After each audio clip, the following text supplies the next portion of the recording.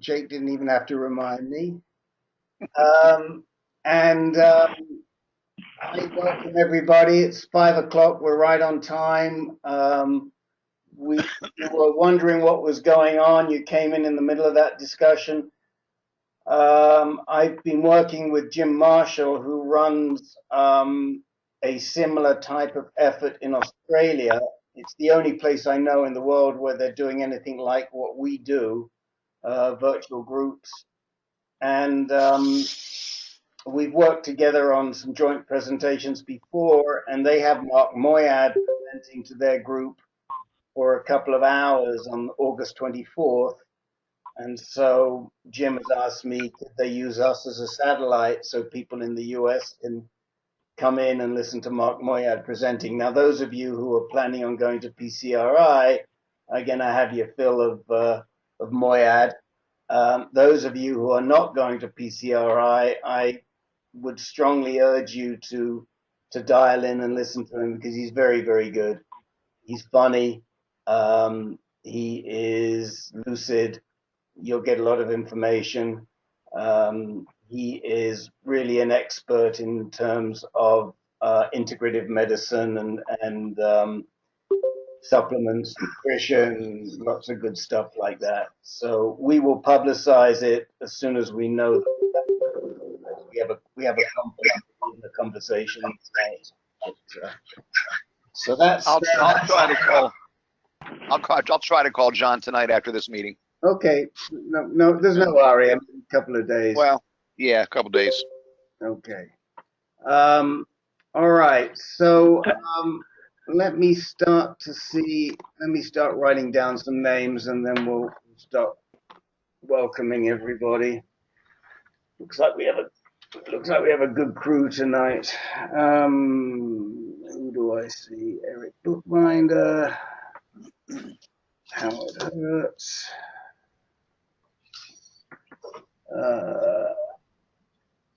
Jen Morton,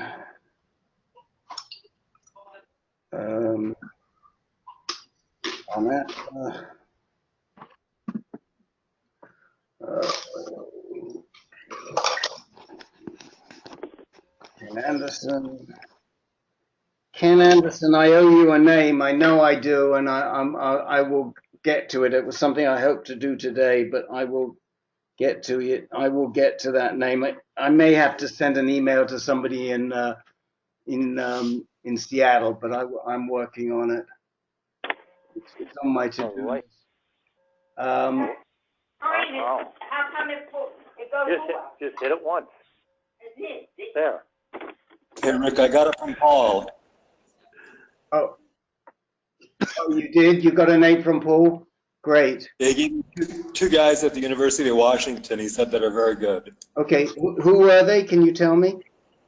You know, I can, but they're not in front of me. I'd have to look on his email. Okay, if you just would, forgive us, everybody. Yeah, just send them on to me. I have a young friend, the daughter of a good friend of mine, who is a radiation oncologist in her second or third year of residency, and I was going to ask her because she works with all the prostate cancer docs. But if you have the name, thanks. And I'm sorry I didn't get to it earlier. You know, it was tough once I was away, but I apologize. No worries. Kangari, Paul Frieda. Okay, so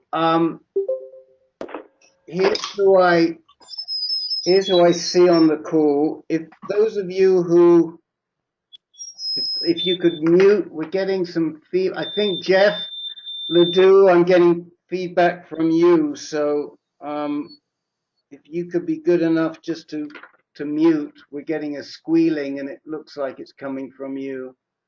All right, I'll tell you who I see on the call, and then we'll go down the telephone callers.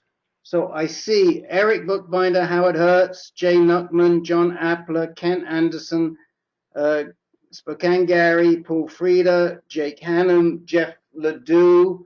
Would you like to start identifying yourself, telephone callers, please? Jim Marshall here. Okay, Jim, say, just speak up again one more time, Jim. Jim Marshall here. I also have Des Grogan on the line. Say hello, Des from Sydney. Hello, Des. Hello. How are you going? Hey, Des. Okay, How are so you? number 9 is Australia, Jake. Who else do we have there? Jim Cameron. Jim Cameron on number 8. Who else do we have? Dennis Correa. Hello, Dennis. Dennis on number Howdy. 7. Wait a minute, slow down a little bit. Okay. Okay, Jim Cameron was number 8. Dennis Correa was 7. Yep. And Jim Marshall and Australia and Des were on number 9. Who else is on the telephone? Jay Curran. That's the man. Jay Curran. Jay, just speak up one more time. Jay Curran. Yeah, number 4. Jay Curran, number 4. And Got it. And Sylvester Mann is on number 6. Okay, and we have somebody on number 7 somewhere still. Dennis Correa. Oh, Sylvester. For those of you wondering what we're doing, for men who call in by phone or anybody who calls in by phone, you only get identified by a number. So we're just putting names. We're putting names to numbers, and it looks like we've got everybody right now. So let me just run down the list one more time and make sure we've got everybody, and then we'll start checking in. So I've got Eric Bookbinder, Howard Hertz, Jane Nuckman, John Appler, Ken Anderson, Spokane Gary, Paul Frieda, Jake Hannum, Jeff Ledoux, Jim Marshall, Venice Jim, Dennis Correa, Jay Curran, and Sylvester Mann. Have I missed anybody? Des Grogan. Des, you're sorry, I apologize. I should have said Jim Marshall and Des Grogan together because you just show up on the same feed. Yeah, cool. Anyone else? Okay. So let me put a little give you a little video here just to prove that I do exist. Okay. So I see a couple of names on here of people that I may have spoken to but have not been on the call before. Certainly Howard Hertz. John Appler. John, have you been on this call before, or is this the first time? First time, Rick. Okay, that's what I wanted to hear. And so we've got John Appler, we've got Howard Hertz, and Jay Nuckman. Jay, is this the first time that you're on the call? Yes, it is. Okay, well, welcome. And we haven't spoken before. So here's what we're going to do. We got 3 new guys. We're going to try and take about 20 minutes for each of you, maybe a little more, maybe a little less, just to tell the guys briefly about where you're at in your journey, and then to talk with them a little bit about your situations. And this, of course, is if you're comfortable doing that. And then I'll check in with everybody a little bit after 6 o'clock my time, which is Pacific, and I'll run down the list and see who's got something that they'd like to bring up today. I know there's a couple of guys that have some news and have some issues, but just bear with us whilst we accord the new fellas some time. So let me, what I'm going to do is I'm going to go Howard and then Jay and then John. So let me kick off with Howard. Howard, tell us how you did today with Peter Carroll. Tell the guys your story, and you have the floor. Okay, can everyone hear me? yep. You sound okay. Okay, so my situation is that I was diagnosed in 2007, and at the time I had Gleason 3-3 for one lab, and I had a Gleason 3-4 from another lab. One was Hopkins, and the other was another very well-known lab. In any case, robotic surgery had sort of come into its own at the time, and I decided, after considering radiation and open surgery, that and calling the company that made the Da Vinci machine to find out who were the best people in the country to go to. I live in the West Coast in Berkeley, and they told me that the person with the most experience in the West Coast was Dr. Kawachi at City of Hope. I went to City of Hope. I had a prostatectomy, and everything was fine for about 4 years until my PSA started rising. 0.01, 0.02, 0.03. When it got to 0.06, which was about 5 years ago, I went to see Peter Carroll at UCSF, and he began monitoring my PSA. And since that time, my PSA has risen to 0.32. The advice I've gotten from Peter all along was just to continue to do surveillance. And I take PSA tests every 3 months.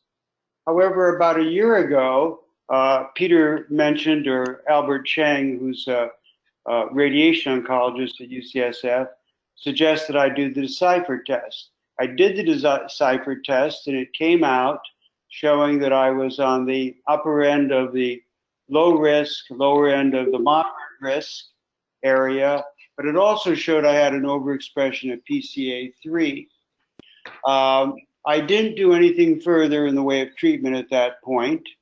And then Peter told me about 3 months ago or 4 months ago that UCSF was offering PSMA PET scans, which were far more capable of detecting small numbers of cells than other imaging equipment out there. It could detect as few as I think 10,000 cells compared to hundreds of millions that the other imaging equipment requires. So I did the PSMA, and it showed that there was likely cancer in a presacral lymph node. So that, of course, very freaked me out, because it meant that I had cancer that had sort of traveled into the channels and had arrived at a presacral lymph node. So Peter then sent me to medical oncology at UCSF, where I saw Chuck Ryan, who was very, very good and very, very, how should I say, comforting, and said, look, your PSA doubling time looks to me like it's 24 months or more, and anybody who walks into my office who has a doubling time greater than 12 months, I tell them to go away and come back if that changes. So I did that, and then I also went to see, at Peter's request, radiation oncology again, and I saw Felix Feng, who was another star at UCSF, and he said to me, we can do a sort of targeted radiation, which I since learned is called SBRT, at that node. The problem with doing that is that may preclude radiation to that area if there is micro disease and it continues to proliferate. So I said, well, how big of an area are we talking about? And he sort of, with his thumb and forefinger, indicated an area of about 2 inches. So there I was, basically, suggestion of continued active surveillance and the suggestion of doing a slight because Feng also said that the likelihood of our being able to kill this cancer in that node, according to some John Hopkins study, would be. So he said it's a good bet we can kill it, and if that's the source of PSA, then maybe there is metastatic disease, but if it's growing very slowly, it may not be a problem for you again. I'm 74 years old. So today I went to see Peter Carroll, and we discussed these other views, and he said, hey, look, either of these is reasonable. You're breaking up, Howard, a little bit. Could you get maybe a little closer to the microphone? You were great to begin with, but we're sort of losing you. I'm sitting on top of my computer. I don't know if I can Okay. do any. Is that better? Yeah, a little bit. You were doing great, and then we suddenly lost you a little bit, but keep talking. I'm sorry to have interrupted you. Anyway, Peter Carroll said today that he wants to talk to Felix Fang and find out if they could do a surgical strike against one node. Why couldn't they do that again if it began to grow from a metastatic disease into a tumor? Why couldn't they just take it out again? So the next thing is that I'm waiting to hear from Peter and Fang as to whether they can do that and whether there's any risk giving up radiation in the future if I do this surgical strike now. So that's pretty much my situation. So let me ask you, Howard, if they were to do this SBRT, would it preclude you from having pelvic radiation across the whole pelvic girdle in the future? No, it wouldn't. It would only preclude me from having radiation around where that node is. Right. That's what I thought. Yeah, that's what I thought. And Peter Carroll said to me today, you know, there's no evidence, at least from the PSMA, which of course is not foolproof, there's no evidence of any cancer in the prostate bed. Right.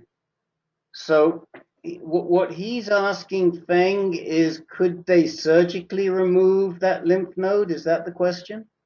No, he's asking Fang, if they did this node, how much of that area, that where the nodal chain is, how beyond that node would be precluded from further radiation? Okay, I got you.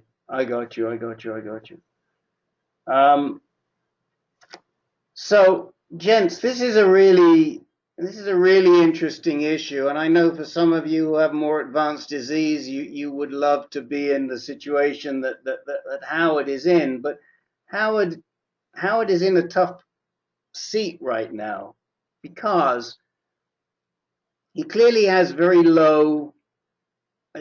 stable, slow-moving disease, but he has metastasis.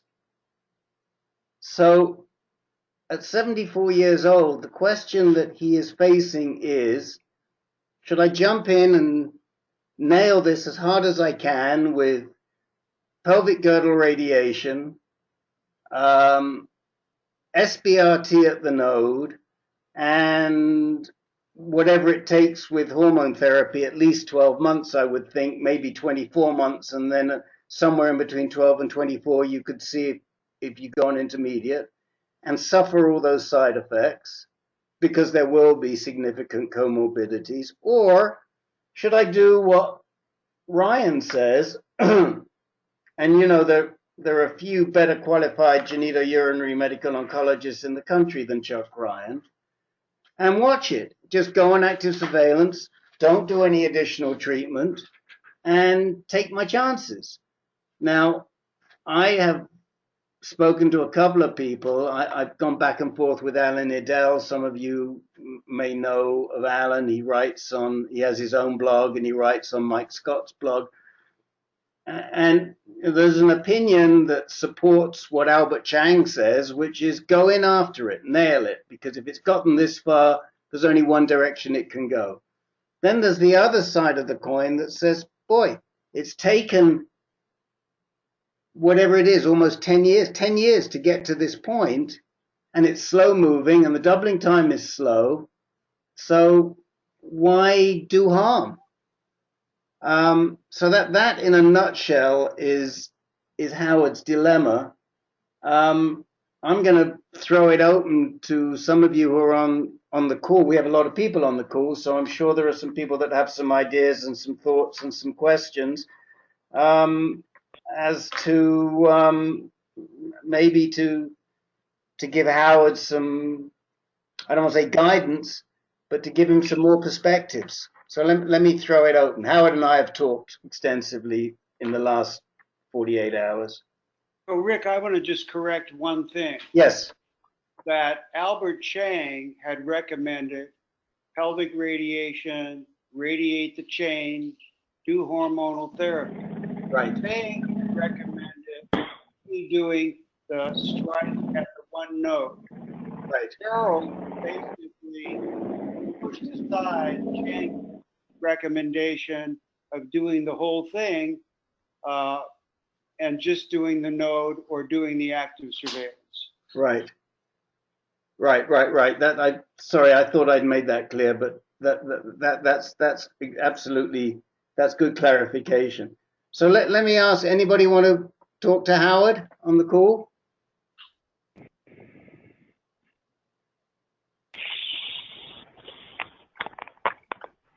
Come on, you're a silent lot today. No one got any thoughts? Where's Len? Len, did you? Jim Marshall, you start, and then I'm going to go to Len, because Len's been wrestling with an issue like this. Jim, go ahead. I was waiting for someone else to help. I'm not sure that I can help with this situation. But we do have a surgeon, a urologist, Declan Murphy, who was involved with an oligometastatic trial. And although he's a surgeon, the men in the trial had their oligometastatic metastases. That is a small number of metastases, mostly one, radiated. And if you're familiar with the game Pokemon, he called what they had to do Pokemets. In other words, a little while after they hit one lymph node, the guy would be back with the next lymph node, and they'd hit that, and they'd be back with the next one. So, but on the other hand, Eugene Kwan has reported at the PCRI conference 2 years ago, I think, guys that he's radiated just the one spot, and they're free a long time later. So I'm not sure that really helps. But anyway, Rick, over to you again. Yeah, Len, are you with us? I am. Can you hear me? We can hear you, Len. Number 12, Jake. Number 12, Len. I think you probably have the most comparable situation that I can think of to Howard. Talk to Howard. Tell him about what your situation was and what you've done.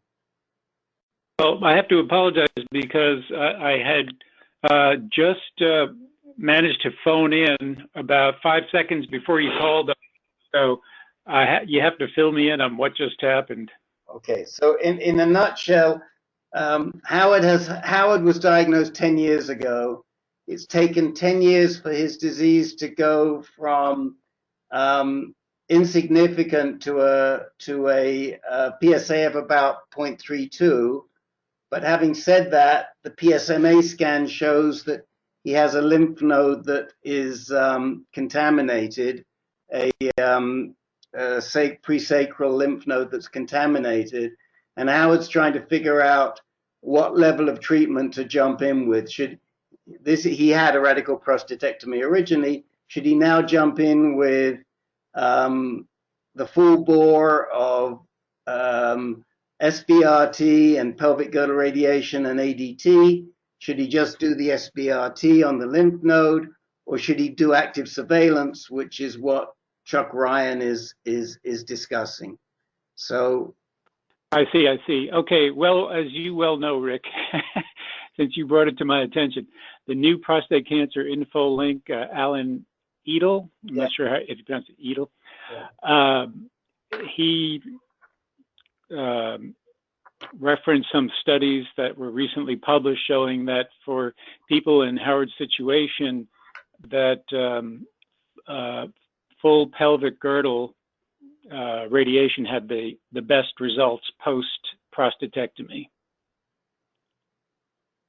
What about your, which is what, this is why it all came up, because I was talking with Howard and I was going back and forth with Alan on Howard's behalf yesterday. But tell Howard a little bit about your situation with your lymph node involvement and the decisions that you made and why you made them. Well, I did not have a prostatectomy, and my medical oncologist, I had at least 2 pelvic lymph nodes involved, as well as bilateral seminal vesicles. And it was a high volume, high grade G9, Gleason 9. So surgery was not advised. And as a matter of fact, my original oncologist at Sloan Kettering advised no radiation as well. So for a year and a half, just about, I did nothing but ADT until I relented to Dominic Moresi and Rick's better advice, and I did have full pelvic girdle radiation, and it did bring my PSA down to 0.1, where it has, for the most part, remained right around there, and now we're maybe 7 or 8 months later. Did I leave anything out, Rick, or is that what you wanted from me? No. So thanks, Len. So anybody on the call would favor active surveillance, and who on the call might favor more aggressive treatment? Anybody want to speak up on that? It's Des, number 9 from Sydney. Yes. When my cancer came back in 2016, and they surveyed it, they checked the PSA, and it was doubling and doubling and doubling. And in April, I had the radiation because I had 6 active lymph nodes, and was discussed around in Sydney hospitals. They have, what the Jim will attest to this, that they have a round table where the surgeon, radiation oncologist, and whatever the other mob's called, and they just discuss, and my case was discussed, and I was advised to have radiation, and that's what I had. I had full pelvic. I had 33 days of radiation with ADT as well. So I'm under, that's what happened to me, but and I do some more tests in October, so find out how. And how long have they scheduled you for ADT, Des? 6 months. Okay. Until the end of September, where the doctor will, I'll have some more blood tests, and they'll check the PSA and also the testosterone levels, and then I'll be guided by her after that, by Dr. Sandra Turner. So anybody else like to say anything or give their thoughts to Howard?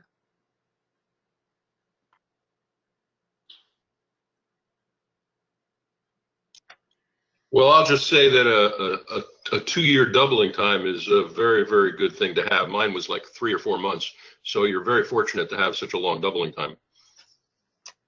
Thanks. I think that, Peter Carroll today said to me, he said, the problem with the radiologists, rather the radiation oncologists, they don't always look at the clinical picture. He said, I'm looking at this 24-month doubling time. I'm looking at 10 years out. I'm looking at a 0.32. And, to me, all these things look like over-treatment. However, you know, if you wanted to do the SBRT, you know, I could see it. But, you know, Peter Carroll comes from this do not harm Right. medicine. Right. As I think probably Chuck Ryan.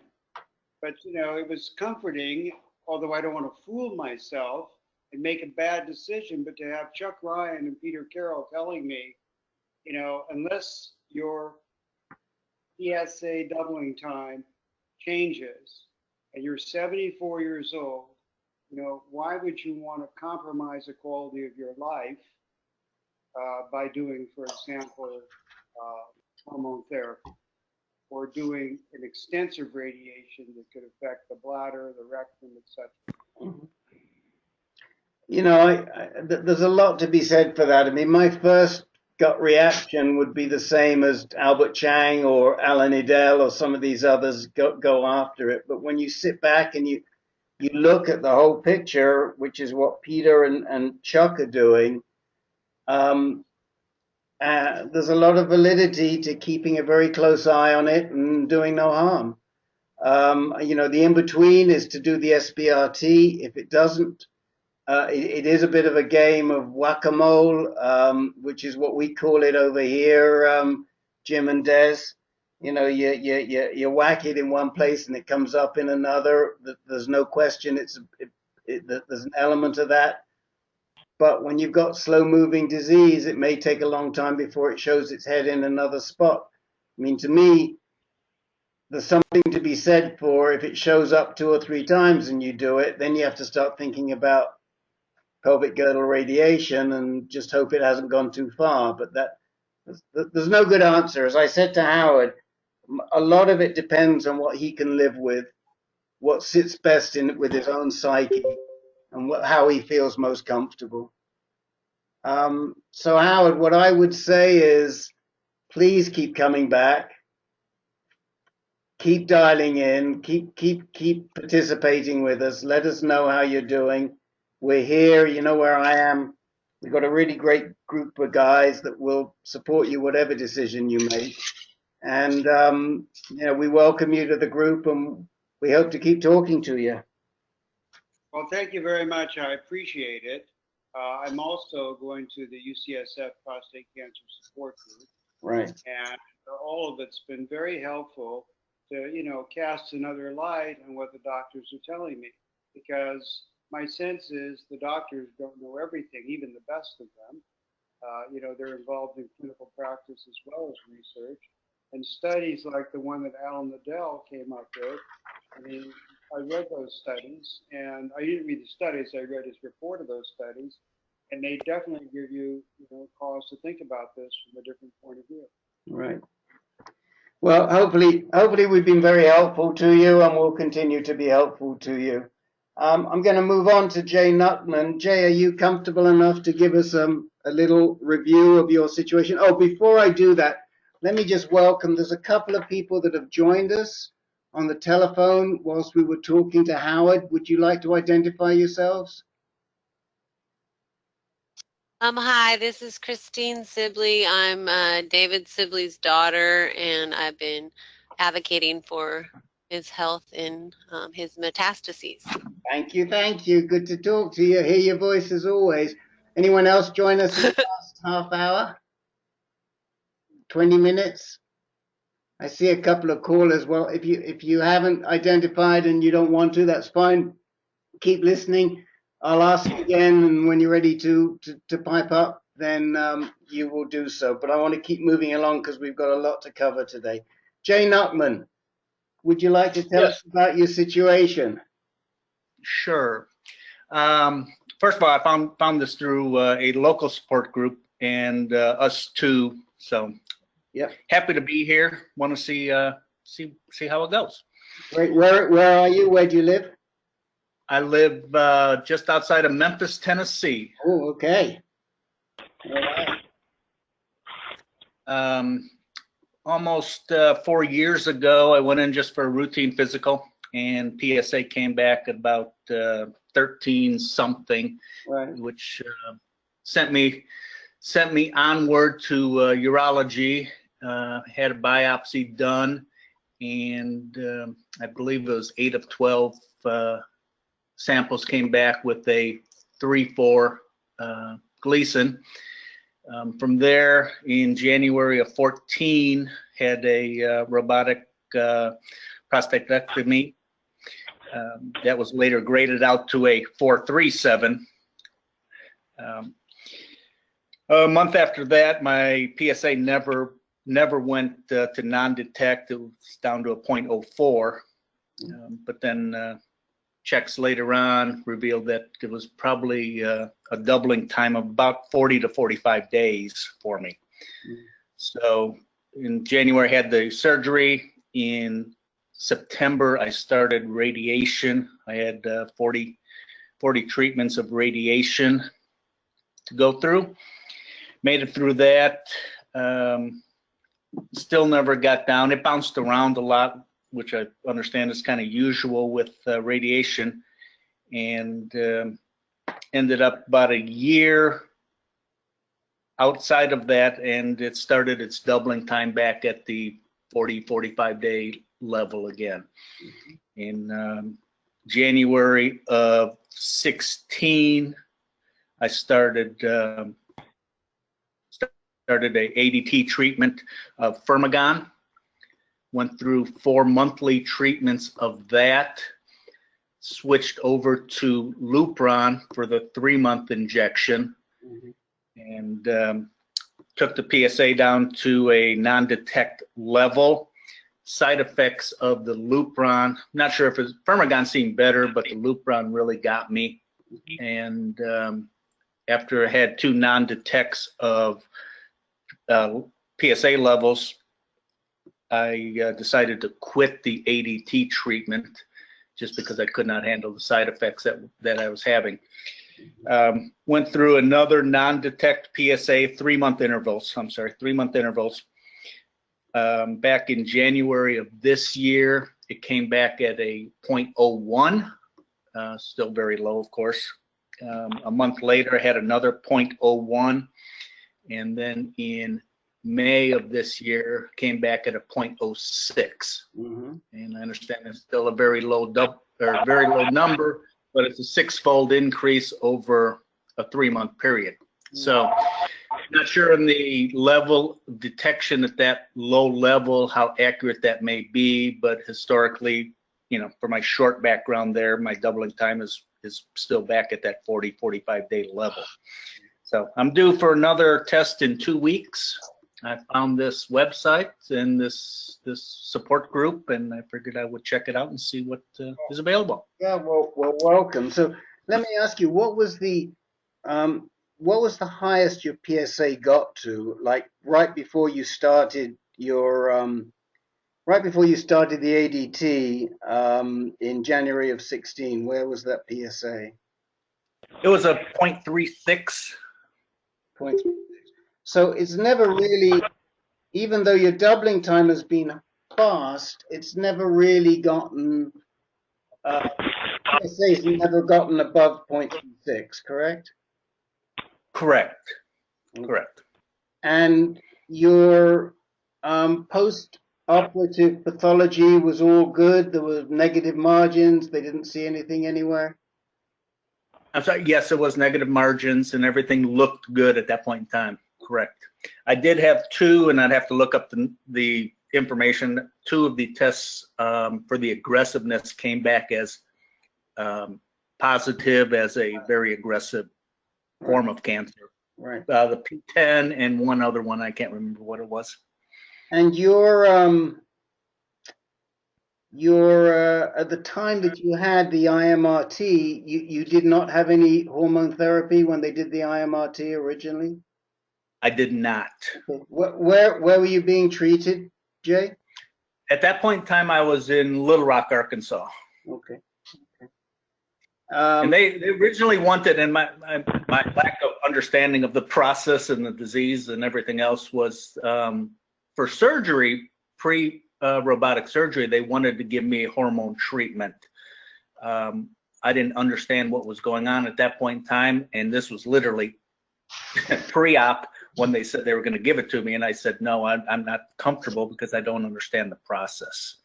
That's a strange time to do it, and that's kind of unusual. And why they would want to give it to you right at pre-op, I don't know, but but anyway. And right now, you quit around September of last year. Did you say? My last, I had 4 Firmagon monthly injections, and then I had one in late June of Lupron, which was a 3-month injection. When September came around with a non-detect and the side effects I was having, I told them I was done with that at this point in time. Okay. So, and that's where you are right now, and you're wondering what to do next. Is that right?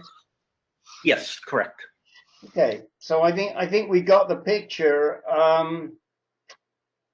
I think there's a couple of things that I'd like to get the guys in to talk to you about. But I'll just give you my 2 cents for what it's worth. Personally, I did 28 months of hormone therapy, and that's nothing compared to several of the guys that are on this call who have done a lot longer than that because they have to. I was fortunate. I got it as an adjuvant therapy, and it worked. And I really didn't know how difficult it is. I'm very empathetic. How old are you, Jay? I am 57 now. Right. So the younger you are, the harder it is. I was 56 when I started my hormone therapy, and it is really tough.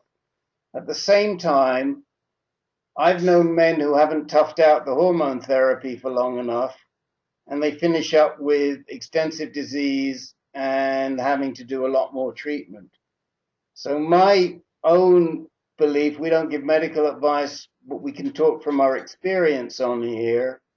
And my own belief is that if you can tough it out and find a way to make the hormone therapy work for you and find ways around it, and everybody's different on that hormone therapy, then it's going to give you the best possible results. I mean, I've got one very close buddy who was a super senior executive in a Fortune 500 company, and he gave up after 6 months because he just couldn't hack it and he couldn't think clearly enough to do his job.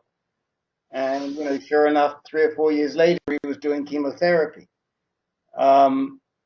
And his disease is now manageable, and he's doing great, but he's also retired. So what I would like to I'd like to get the guys to talk to you about, I know the issues well enough, I'm going to let them bring it up, is I'd like them to talk to you a little bit about how they manage their hormone therapy, because I don't think there's anybody on this call who's done hormone therapy who hasn't suffered from doing it.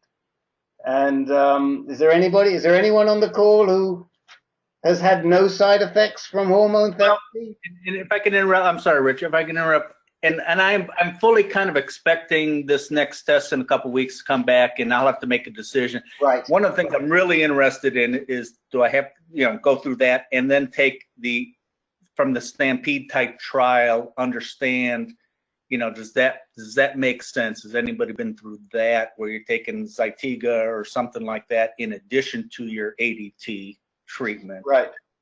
So anyway, and we've got guys who are doing that, and there's a question as to how early the second line should come in, and there's big debates on that too. Who's treating you now, by the way? It's a group of from Memphis Urology. Okay. Do you have are they urologists or are they medical oncologists? Right now, the one I have right now is a medical oncologist, but I am in, and how I found this group is through another cancer system here in Memphis, and I'm exploring if I need to go find other individuals. So let me just give you my 2 cents on that too. We really push men who have recurrent and advanced disease to find treatment with a genitourinary medical oncologist. That is a medical oncologist who specializes in genitourinary diseases. which prostate cancer is one. The person that I would suggest to you in your area, not in Memphis, but in Nashville at Vanderbilt, is Alicia Morgans, who Jim Marshall can talk to because he just spent a couple of weeks interviewing her. I don't know if it was a couple of weeks, but he did 5 or 6 interviews with her just recently. But she's always impressed me. She certainly knows the disease. She's very familiar with the disease, and I think she would be the sort of doctor that you would want at this point in time. And, it doesn't mean that every time you see her, you have to be going over to Nashville. But what I would say is that all too often what we do see is that these local community medical oncologists just don't keep on top of what's going on in prostate cancer. There's an awful lot going on and it's moving quickly. But let me throw it open to the guys. Who would like to talk to Jay about hormone therapy, going back on it, etc., or doing it with a second-line anti-androgen? Jim Marshall here again. Yes, sir. Well, first of all, on Alicia Morgans, she is really good. You can actually check her out, the videos that I just did. If you search for the one word, Jim, either on YouTube or on Google, and you'll be able to find the videos and you'll be able to see her talking and find references to other videos that she's done. As far as hormone therapy goes, I mean, this is a very individual experience we're talking about now, and not advice for anybody. But I changed from Zoladex to Firmagon, and I've been on Firmagon for a year or two now. I was on the Zoladex for about 5 or 6 years, but I didn't notice some of the side effects on Firmagon. I didn't notice the hot flushes, at least anyway. But that's highly individual. That's me done. Mm-hmm. Who else can talk to Jay about resuming or managing? Maybe we haven't talked to Jay at all about how he managed his side effects. Was he exercising, for example, during the period of time? What sort of exercise were you doing when you went on between Jan 16th and September, Jay? I would consider myself fairly active. I was part of a gym and also rode a bike a lot. So from an exercise standpoint, I've always been very active. That was an issue.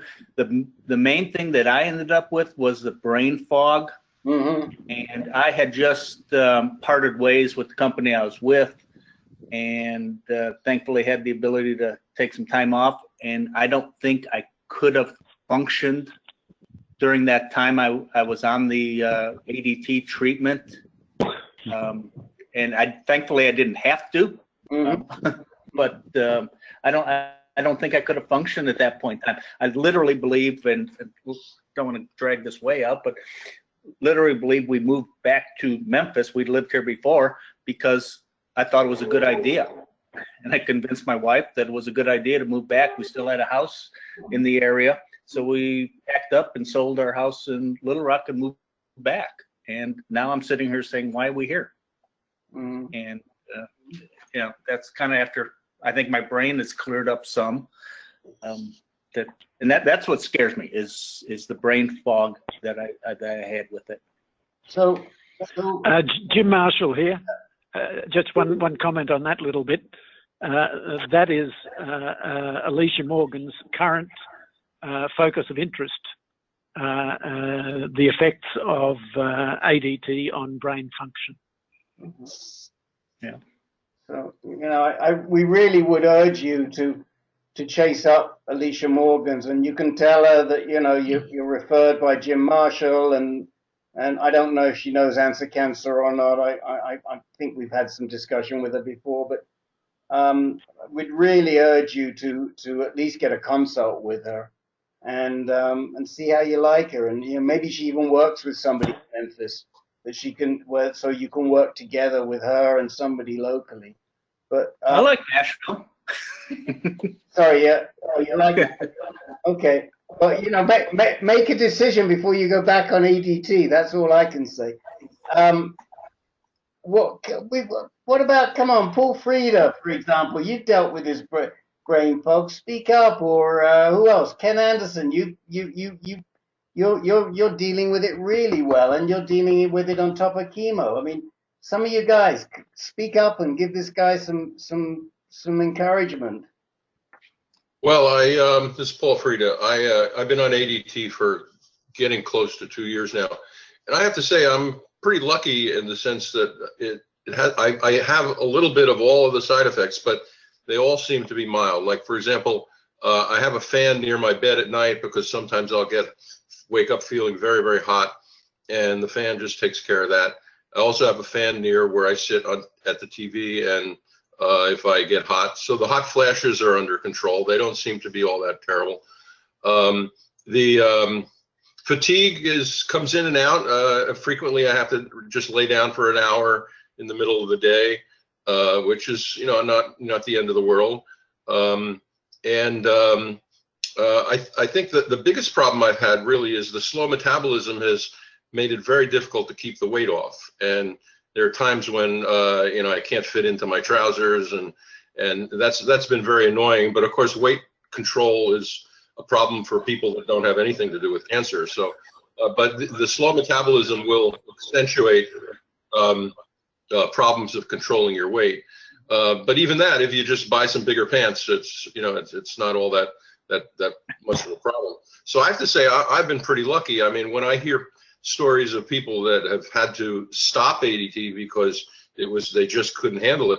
I mean, I don't feel like I'm anywhere near that, and so I'm grateful that I've got this treatment that's held it at bay for several years, and hopefully I'm hoping that it'll hold for another few years too. So I suppose you should try it and just see what how it goes for you, and you can adjust from there. But my experience has been pretty good with side effects of ADT. I get Lupron, by the way. Lupron every 3 months. So one little trick that I found, Jay, is that I started forcing myself to sit down and do memory type exercises. I used to play bridge, so I would play bridge on a rubber bridge each night. But there are a lot of guys that do Sudoku or crossword puzzles. But by forcing the issue to make your brain work early on, as soon as you see that brain fog, I do think it makes a difference. I mean, the memory issues, the Lupron brain, comes from 3 different things. From a lack of testosterone, from a lack of sleep, which is caused by the testosterone, and from to some extent depression, which is chemically induced because of the change in the brain function. So all those things together, they all work together to create this brain fog. So whatever you can do to correct it, so the exercise can balance the brain chemistry. The lack of sleep is a problem because you don't even realize that you're not sleeping well. It's just that you're getting woken up several times a night with the hot flashes. But there are things you can do for the hot flashes. But I do think the most important thing is to actively use your brain. Ken Anderson, are you with us? I was going to make a comment in it. It's just, I could say that for me, the first 4 to 5 months were, I had incredible hot flashes sitting at my desk, and I was keeping track on a journal log, and I reviewed it maybe a month ago, and for the first 3 to 4 months, it was every 15 to 20 minutes I'd have a hot flash because I'd log it. But after 4 to 5 months, and right now this is probably the 7th or 8th month of being on Lupron, it started to subside, and I rarely get a hot flash. But I must tell you, the thing that helped me the most was yoga. You know, deep breathing, you know, focusing on, I think yoga helped a lot, and exercise, you know, hiking 3 days a week. Right. I just finished 6 rounds of chemo, and I must admit, it was not easy, but it was doable. And how was your brain clarity, Ken, going through this? I mean, did you think could you keep on top of your work or not? No, honestly, I did, in fact, you know, I'm a self-employed individual, so I did, in fact, let work slide for the 4 months or 5 months. It's just the nature of, I had to. You know, I had to focus, I had to learn about cancer. I wasn't focused on work, so did I? Yeah, I would probably say 50%, you know, at work and 50% on cancer, you know, researching, reading everything I could read. Did I honestly, I think yoga, for me personally, yoga was a big saver because I still do it every morning. So stretching and breathing. That's great. I appreciate that. I am a total numbers guy, and when I parted ways with the company I was with, I got to do what I thought I wanted to do, which was day trading. It's not good to do on for me on ADT. No. Treatment at all, believe me. But I kept myself focused, and I did some, you know, I'd love to play cards. I'd love to do all kinds of things, and so I tried to keep myself focused, and I just could not get myself to do that. As much as the things I used to love 5 years ago, I wasn't able to focus there. I was just looking today for yoga to do, you know, that I can do at home. I was with a group, local sport group the other day, and they had a meditation person in there. So I'm looking at those things as well because I hope they will help. Yeah, I'd find a yoga instructor for 2 months. You know, meet with them twice a week and so they'll get you on the right track. Then after like 8 or 10 sessions, you can do it on your own, no problem. But it's all about breathing and stretching and creating the time to do it first thing in the morning because it helps you get straight in your head. You know, it was very good for me. So thanks, Ken. Thank you.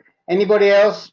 We got to move on because we still have to talk to John Appler before we get to the round robin. But is there anybody else that would like to give any encouragement to Jay? Because Jay, you got to go back on the ADT. I hate to tell you, but you got to go back on the ADT. I know you asked about what about more exaggerated treatment or more intense treatment, combining it with early Zytiga or Xtandi. You know, if it were me and I'd had some issues, I'd be going one step at a time. And given the pattern of your disease, there's no reason to think, and the fact that you responded so well to the ADT the first time, there's no reason to think you wouldn't respond that well the second time, and you know, get that under your belt before you start thinking about adding Zytiga or Xtandi. But anybody else want to say anything to Jay before we move on?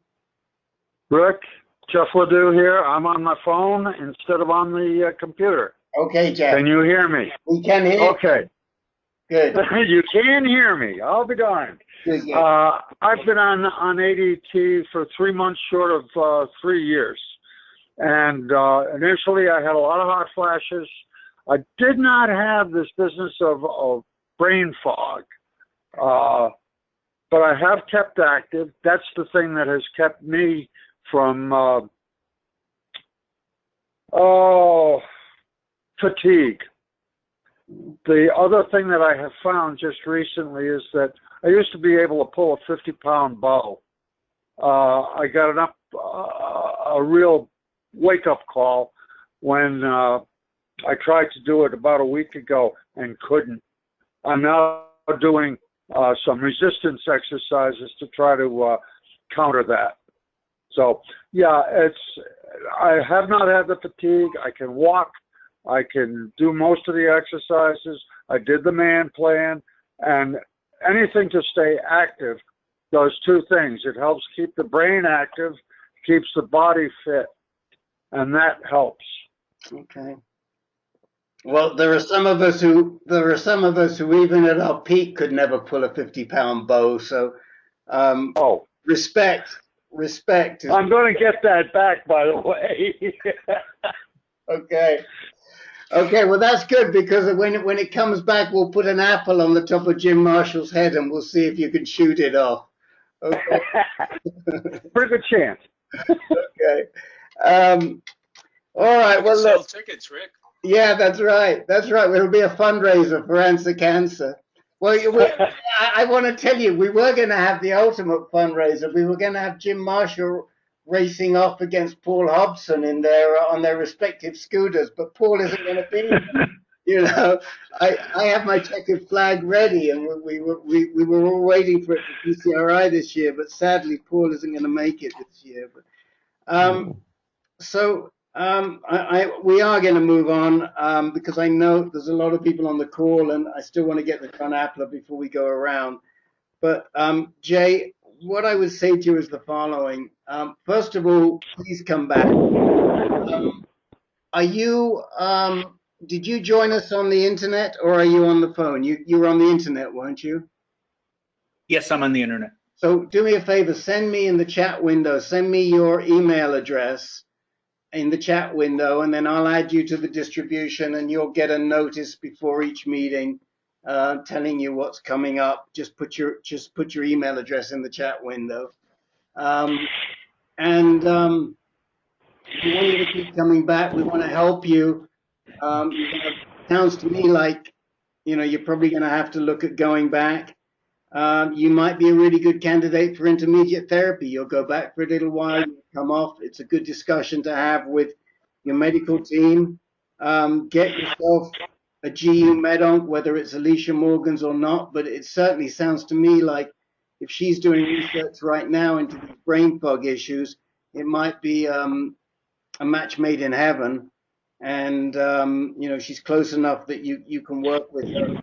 Look up her videos that she did with Jim when she was recently in Australia, and talk to us next week. We'll be here again. What day is it today? Monday. We'll be here again next Tuesday. Keep coming back, because there's a lot that we can help you with, and we'll talk to you more about combining the therapies at the next time around.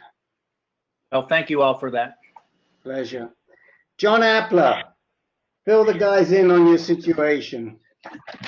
Yeah, sure will, Rick. Thanks for the time. And, I just got to say at the outset, I was diagnosed in July, and I didn't know what the heck to do. I didn't even have a good urologist. I was living in Hawaii. I still am. And I couldn't be happier with just by chance having to meet Peter Kafka and then meeting Rick, and how much personal help I've gotten to get me now where I'm sitting here outside of UCSF, and I'm literally talking to some of the best doctors in the world. That's because of you, Rick, and this organization. I really want to thank you for it. Oh, pleasure. Yeah, my background, I had a kind of slow rising PSA score over a decade. I'm 63 years old right now. The test jumped from 3.8 up to 4.5, and then 5.7, did a biopsy, and did an MRI first, and that allowed them to really target the biopsy, and came back with a Gleason 4.3 and 4.4 plus 4, or Gleason 8. And my next step is I'm back here at UCSF. I'm going to start ADT tomorrow, and then get a Lupron shot on Thursday, right after I do get a PSMA PET scan, as one other gentleman here did. And then I'll be on ADT for a couple of months before starting IMRT, and then eventually brachytherapy after that. So I just got a ton to learn. I appreciate so much these comments I've heard so far. I'm just really trying to minimize I read Wassersug's book last night on the plane, and it's pretty daunting talking about the many effects of ADT. So just trying to learn how to manage those and how to get the right blood tests so we can watch the physiological effects and the right kind of helper kind of medications like, what was this, Pyridium for burning pee and Taxophene for breast enlargement, all these little helpers kind of medications that you guys need to know about. So that's my situation in a nutshell. I'm trying to navigate also the doctors here at UCSF and get a treatment plan put together across many different doctors. So any suggestions or help you guys have is much appreciated. John, one small thing. You're a little bit muffled coming through today. I'm wondering if maybe you're a little too close to the mic, and somebody suggests moving away a little bit. Yeah, okay, let me shut up my mic. I'm sorry, I apologize for that. So that might are you are you using your cell phone or Is that better? That's much better. Okay, yeah, that's a computer. I'm sorry, did you miss major parts of that? Should I re-say anything? I think that I can summarize for you, but what I do want you to come back with is your specific questions. John got diagnosed with fairly aggressive disease, somewhat similar to what I had, and I think that we've got him on a good path where he's going to start ADT pretty soon. John, did you determine whether the bicalutamide is only for 10-15 days, or are you going to be taking it permanently? I still don't know the answer to that yet, unfortunately. Okay. And so he's going to start his ADT tomorrow. He's read up. He knows what to expect. We've prepped him on the exercise. We've prepped him on the diet. And then IMRT will begin in October and followed by brachytherapy. So hopefully we'll get all good results out of that. Specifically, John, what were your questions about the supplements and the diet issues? I've heard a lot about Firmagon here in this call. My doctor didn't favor it. He thought because of the injection site, they had all kinds of problems and didn't think it'd be a special benefit in my case. But I've heard in this call several people thinking that it actually did, the less hot flashes and whatnot. You had mentioned, Rick, that you should take Casodex for 15 days before taking Lupron. They want me to take it for 2 days. So I'm a little concerned about, getting the best practices here in kind of a, difficult treatment environment where I have a lot of interns, or not interns, but residents talking to you at different times, and a little hard to get a really clear treatment plan laid out. Well, the reason you take the bicalutamide for 10-15 days beforehand is because you're going to experience a surge in your testosterone from any of the LHRH agonists, which are pretty much all of the drugs except Firmagon. There's one other, I always forget its name. And it's kind of to protect you. There isn't a great suspicion that you have metastasized disease. And at the same time, it doesn't make a whole heck of a lot of sense to me why they'd only give you bicalutamide 2 days ahead of time. Most people, including myself, that I've run across have been took it for at least a couple of weeks before their first Lupron shot. One way around that is to get Firmagon, because Firmagon doesn't cause your testosterone to increase. There are a lot of guys that get their first shot of Firmagon and then they switch over to Lupron after they've had 1 or 2 shots. The issue for you, of course, is because you're in Maui and you're coming over here, you need to find somebody local to give you the next Lupron shot. And that's not a difficult thing to do, is it, Rick? I mean, anybody can really, my primary care physician could give me a Lupron shot, couldn't they? They should be able to. I mean, you know, I mean, technically, yes, they can give you the shot. There is some expertise in giving the shot. Jim Marshall, why don't you talk to Firmagon and Lupron? There is expertise in getting the shots. In the land of flood and fire I live in, I was cut off from the hospital where I used to get my injections, and I realised the importance of finding out exactly yourself how the injection should be given. And I do get mine from a local person now, and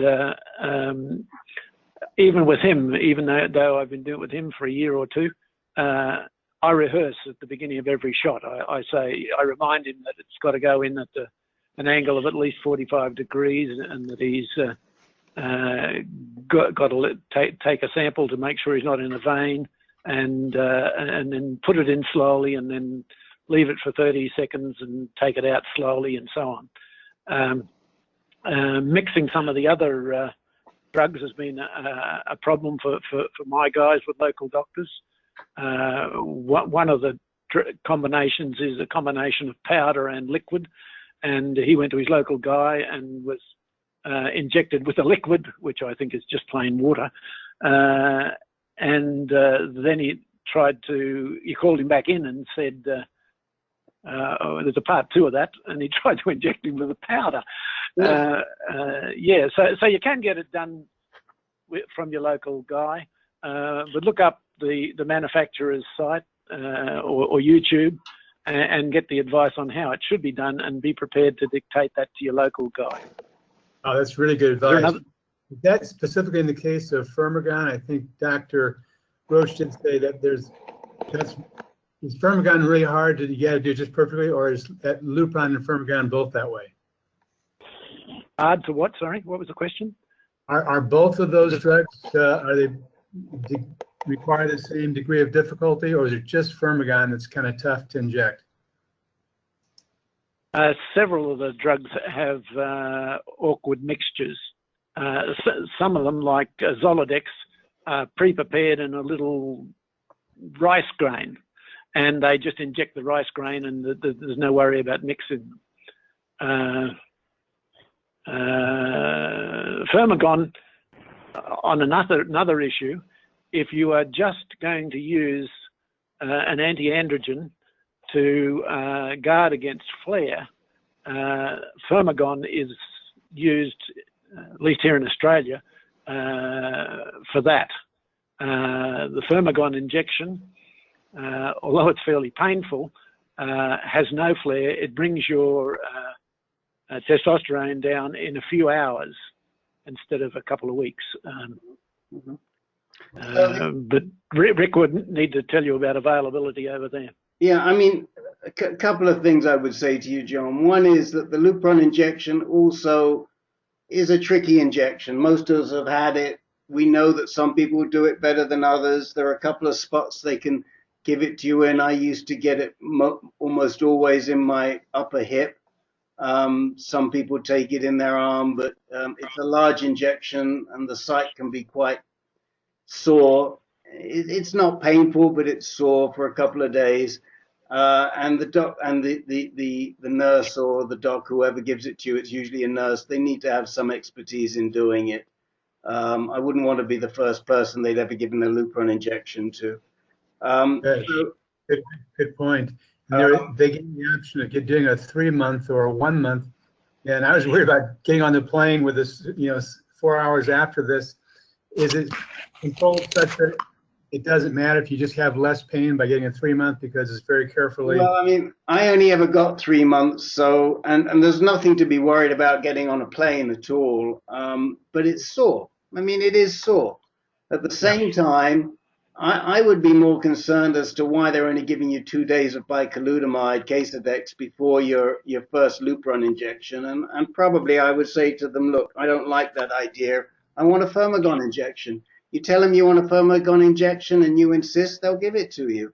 And if there's any reason or your insurance gives you a hard time, you say, well, yeah, because I was only there for a few days and I couldn't get enough time to buffer my agonist injection, so I went with the antagonist.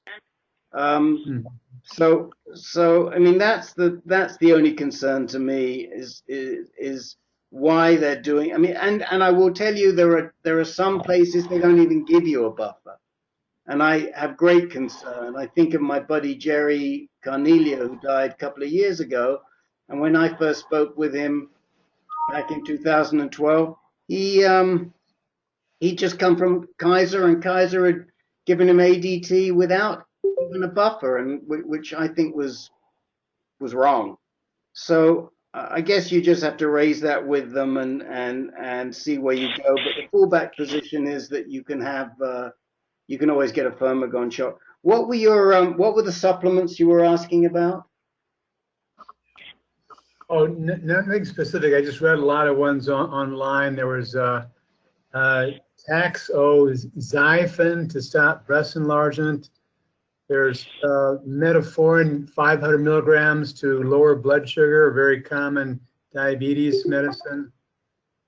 And pyridium for stopping burning pee sensations during IMRT. Right. So I just wonder if there's a whole list of these that are available to kind of mitigate the effect. And you know, to me, the two, and these are not so much supplements as drugs, are metformin and a statin. Are you on a statin? Yes, I am. Okay. So if you're on a statin, we don't even have to go there. But metformin, there's huge discussion over metformin. If you dig around in the archives of our calls, we've discussed it many times. I would be happy to discuss it again today, but we just don't have the time. But we will. If you come back on next week or the week after, we can spend some time when the guys will talk to you about the pros and cons of metformin. The way that I see it, I'm not a doc, but the way that I see it, there's very little downside and there's plenty of upside. There's a lot of resistance, especially at UCSF, to giving metformin. I think it's because the drug is associated with Snuffy Myers, and people don't want to be associated with Snuffy Myers at a lot of the centers of excellence. By the same token, there's good medical reason as to why metformin works. I can send you, if you're interested, I can send you some references on that. But right now, I think don't worry so much. Focus on just getting yourself through what you're faced with right now. I mean, it doesn't matter if you start metformin now or you start it 3 months from now. So it's not something that should be in the forefront of your radar, as it were.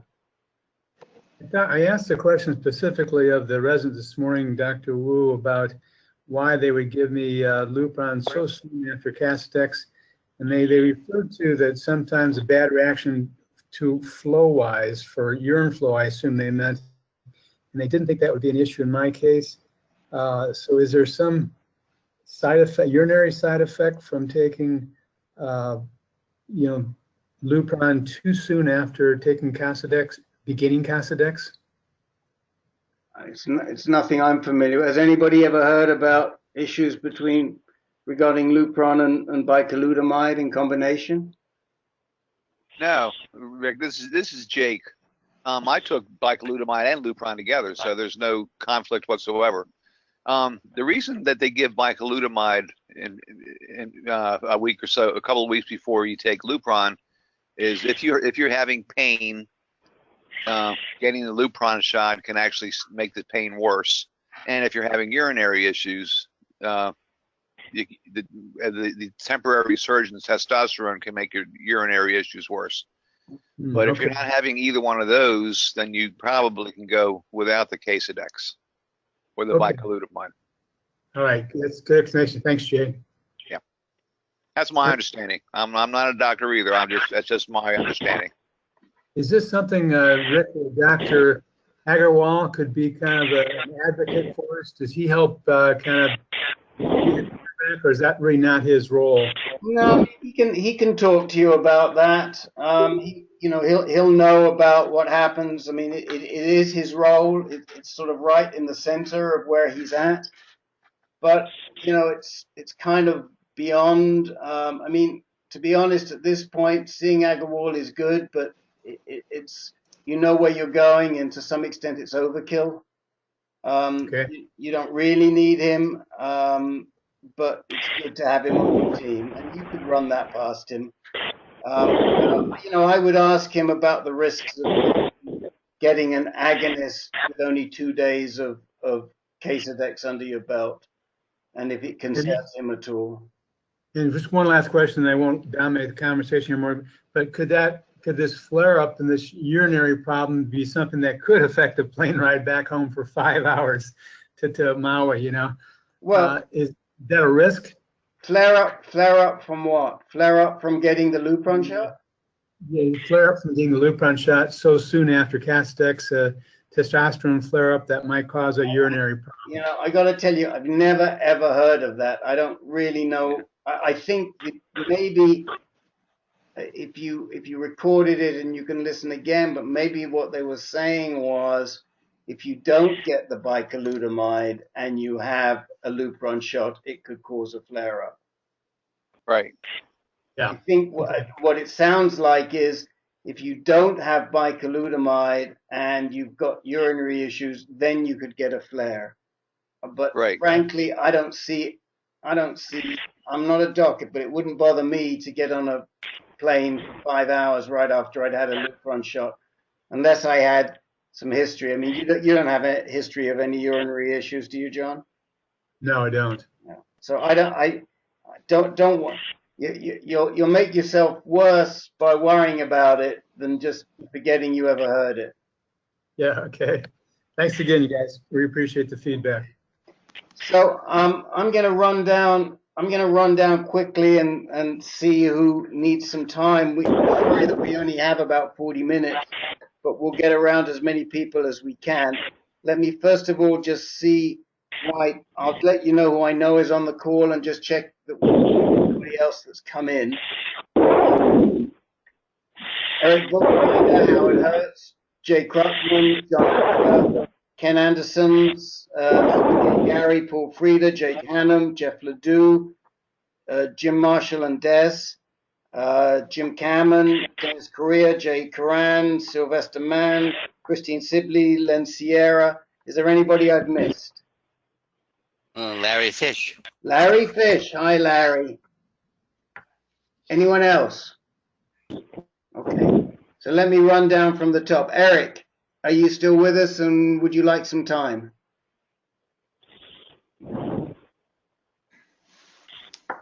Okay. Ken Anderson, are you still with us? I think I saw you go. Are you still with us?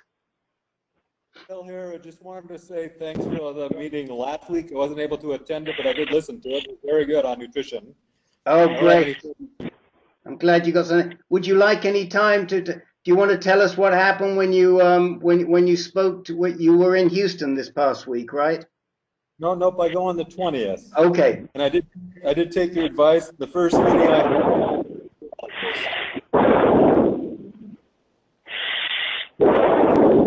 Rick, Jeff Ledoux is making a lot of noise. Yeah, Jeff. Can you mute yourself? Could you please mute? Thanks, Jeff. Sorry, Ken. Could you repeat about the advice? Yeah, the first meeting that my meeting at MD Anderson's on the 20th. Right. But the advice you gave me, I decided to take the first meeting prior to Corn is to meet with a radiologist there. Okay. Okay. So we'll see what they have to say versus the surgery and the clinical trial. Okay. So. Okay. Okay. Yeah. Which radiologist are you seeing? You know, again, I don't have it in front of me. I don't try to memorize all those names, or it's on a piece of paper on my desk. Okay. Well, if you want a name, Steve Frank is the name I give you. I sat next to him one time, and I was very impressed with him. Is he at MD Anderson? Yeah. Or he was 3 years ago. I think he's still there. Okay, I'll see. I don't think that. I think it's McGuire or McQuinn or McGear or something like that. Well, if Stephen Frank is still there and you can get an appointment with him, try him, because I really liked him. He certainly solved a question for me that was puzzling me, which had to do with patterns to do with PSA after you come off of androgen deprivation therapy. I was really impressed with him. He's a young guy. He was really good. So anyway. Okay. All right. Well, I'm glad you put those surgery plans on hold just for the moment, and you're thinking about debulking with radiation. Talk to me and talk to us when you're done. Yeah. We'll do that. Okay. Nothing else. Okay. Spokane Gary. Gary, anything for you? No, nothing for me.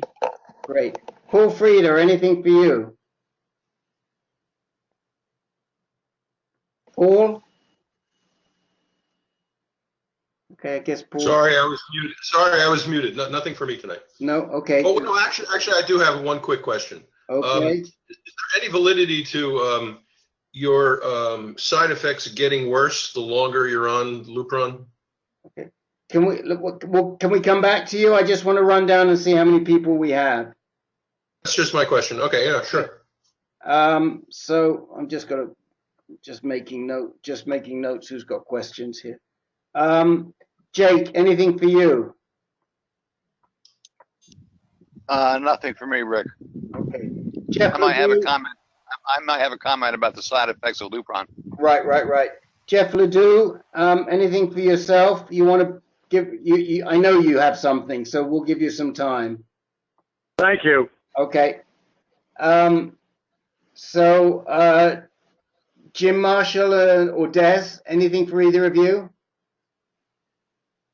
Not from me, thanks. No. Thank you. This is no. Okay. Jim Cameron, anything for you? Not tonight, Rick. Okay. How are you? Are you okay? How's your sight?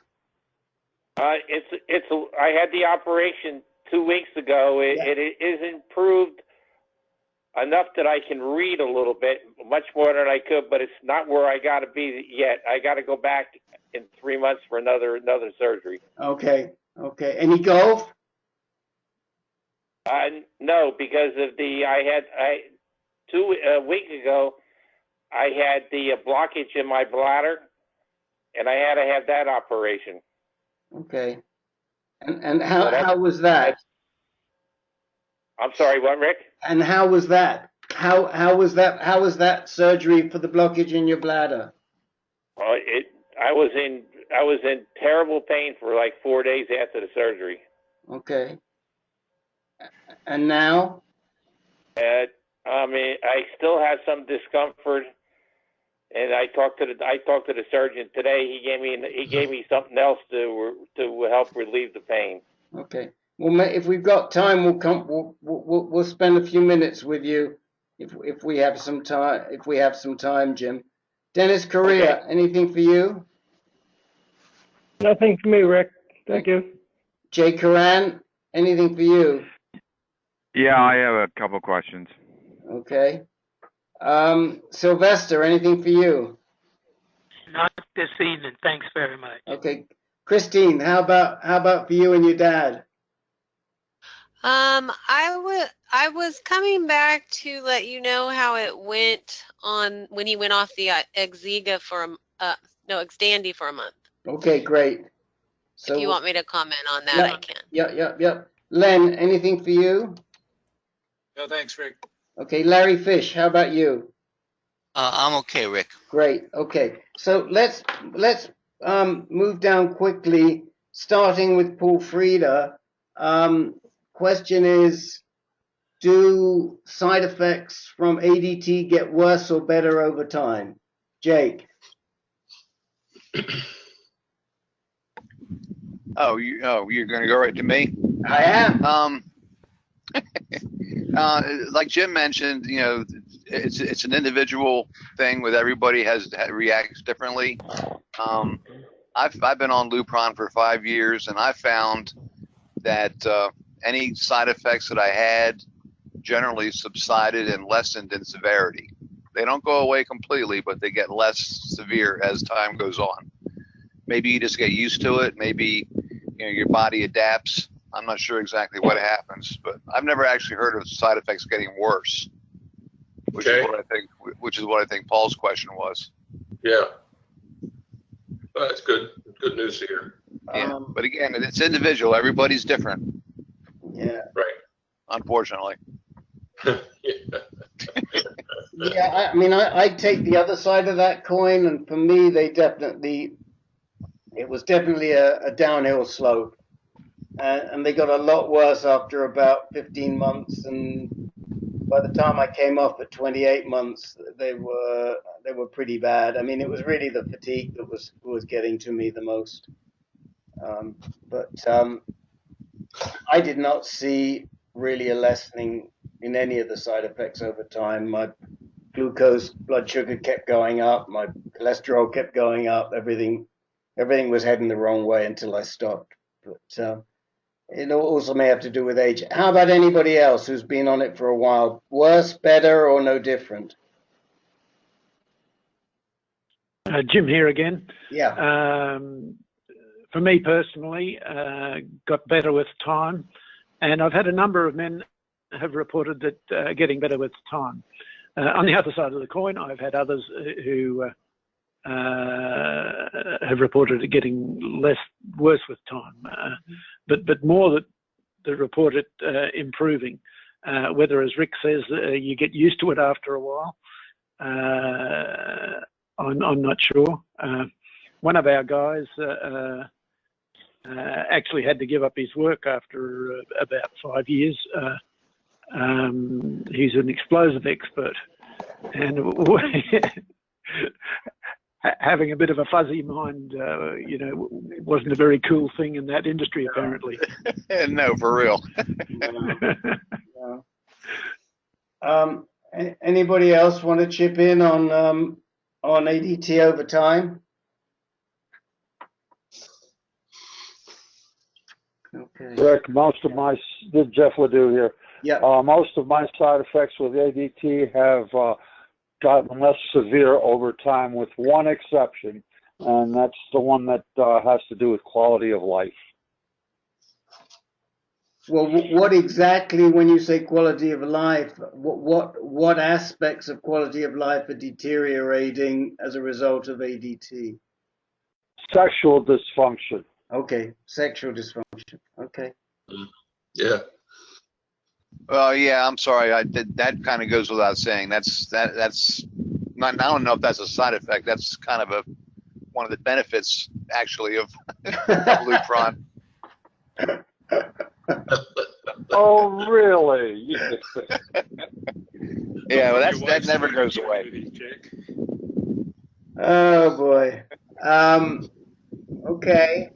Well, you can take that as you will, but there is a deterioration, and there are things you can do. And again, we don't have time to get into it onto this call, but we can certainly come back to it.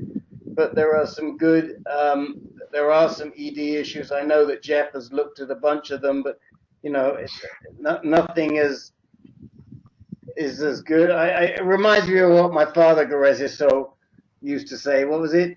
Well, he had a card he used to hand out to the ladies. It said, "I'm not as good as I once was, but I'm as good once as I ever was." Think of that. Yeah. Anyway, Paul, I'm sorry we're moving through so quickly, but you've got a mixed bag in there. I think it really depends on the individual. Right. I understand. Yeah. Let's go back to Jeff Ledoux, because I know, Jeff, you've got some decisions coming up and you're wondering where to go next. So if you can, tell the guys where you're at right now, what treatments you've already done, and the decision making that you have to make right now. All right. I started with ADT right out of the box. After that, I went on 6 cycles of Taxotere. Went through that all right, with the exception of losing every bit of hair on top of my head. That has come back. I have continued on the ADT. I went on bicalutamide, and I had some side effects. We stopped the bicalutamide. I also, at that point, I changed to a med-onc, who I am very pleased with. At this point, my PSA has been continuing to rise. Currently, it is 4.22, and that gives me a doubling time of about 5.57 months. I think we're going to be making a decision at the end of this month whether it's going to be Xtandi, Zytiga, Xofigo. We've already done the Provenge. We did that back in late October and early November. I guess that's about where I am. And the other possibility is clinical trials.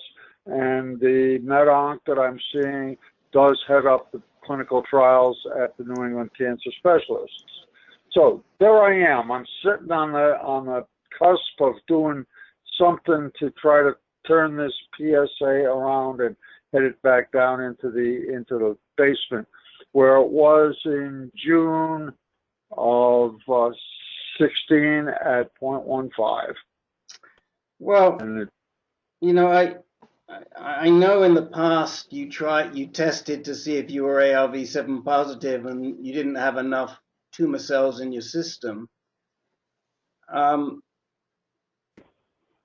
You are at this point pretty much a natural to go to a second-line anti-androgen, whether that be Xtandi or Zytiga.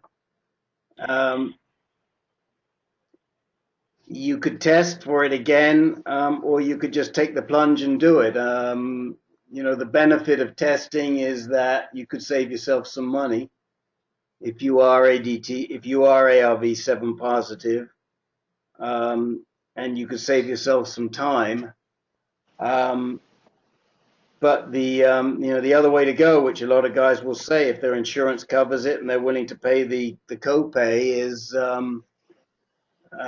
just take one and see where you go. And there are ways, as some of the guys will tell you on this call, to get subsidized on the copay. So let me open it up quickly to those who are on the call and have been in the situation where they've got to start considering another treatment, Xofigo or a second-line anti-androgen. Who would like to speak to that? Jim here first. Yeah. Just clear up. Did the chemo hold the disease for any time? Yes.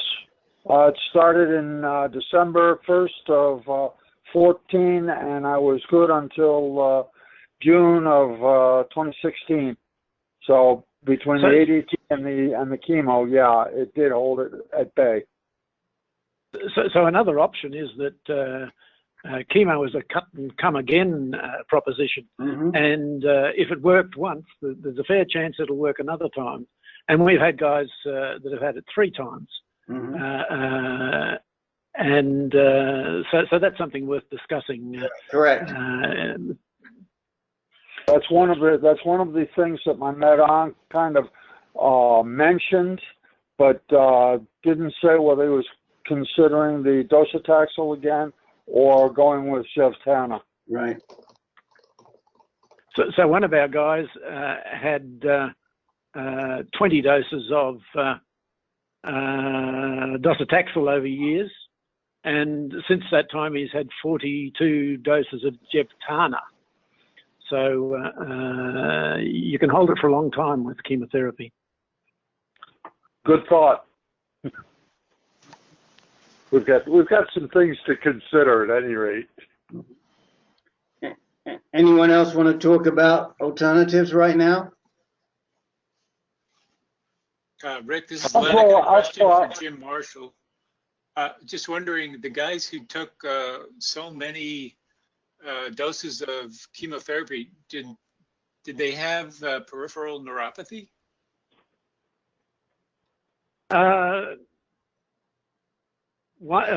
Yes, the one who's up over 60 doses so far has had some peripheral neuropathy, but it seems to me like the other side effects that people get with different drugs, it depends on the luck of the draw.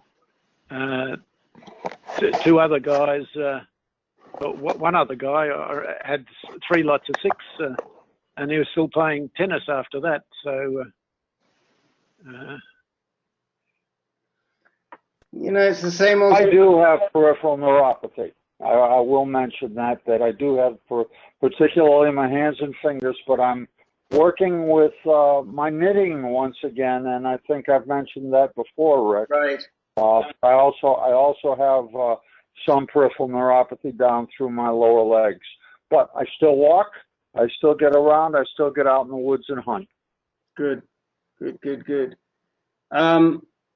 So anyone, my only concern with the Xofigo, I mean, I would have some concern, I think, with the chemotherapy if you were having significant peripheral neuropathy issues, and that's something that you need to discuss with Dr. Thomas. The probably, they say, I don't know how true it is, they say that the Jevtana is less likely to have those side effects, but it's still taxane based, so there's going to be some issue with peripheral neuropathy. The concern with the Xofigo are your blood counts, but if your blood counts are healthy, maybe now is a good time to think about Xofigo. Because you can't be doing Xofigo once your blood counts are compromised. And I think your blood counts at one time were a problem, but they've stabilized, have they not? They have not only stabilized, but my hemoglobin and hematocrit are now into normal range. Finally, Right. I've fought that battle. Good. That's good. That's great news. So Xofigo is a real alternative for you right now. And, you can do, I think, if you're healthy, I think, and again, this is something to discuss with Dr. Thomas, but I think you probably can do second-line anti-androgens at the same time as Xofigo. I mean, I know guys that are doing that. Dr. Steve is on Xtandi right now, and he's doing Xofigo, and we know other guys that are in that category, so you may be able to do them concurrently. The big issue, which is not medical but is a consideration for a lot of guys, is the expense of doing the abiraterone and the Xtandi, or the Xtandi. And so that's something only you can answer and consider. But if that becomes an issue, we can direct you to places where you may find assistance.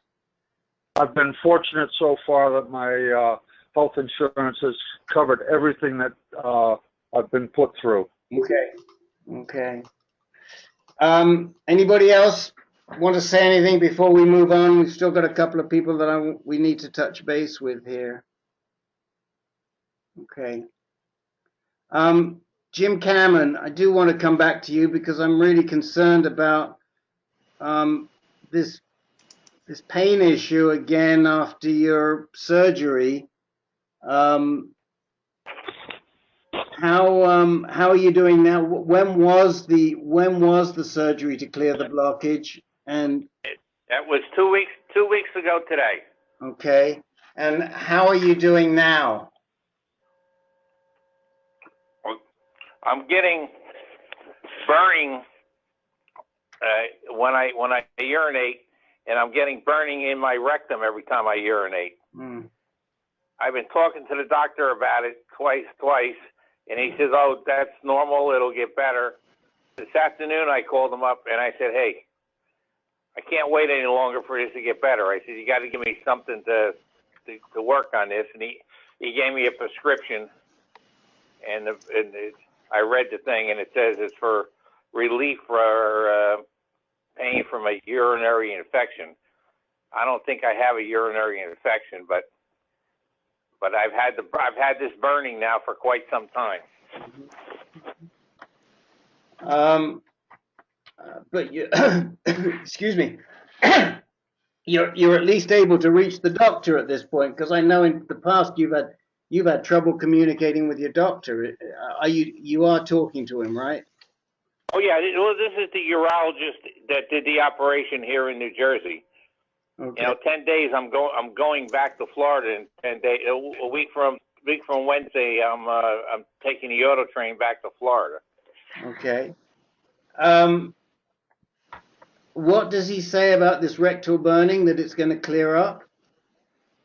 Yes, that's what he said. He said it'll slowly subside. Does he tell you what's causing it? He said the irritation from the surgery. Because I had two blockages, one in the urethra and one at the neck of the bladder, which he said was quite blocked.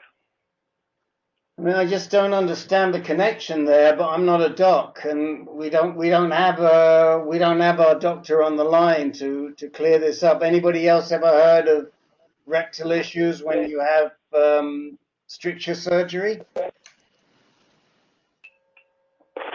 I mean, we have Jim Marshall on the line, who's got plenty of experience with that type of surgery. Jim's had no, but surgery? not together. No. Haven't heard of it together. No. No, I haven't either.